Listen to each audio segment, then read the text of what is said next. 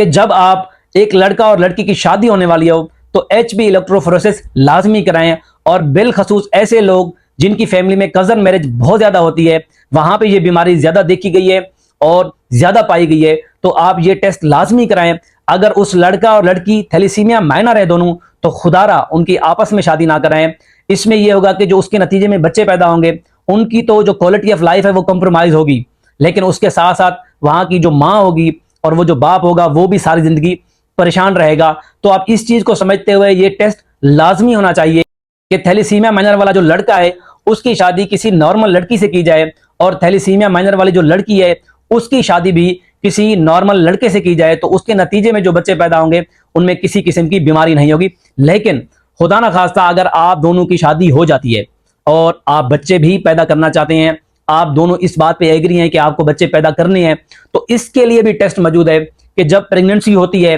कोई औरत pregnancy conceive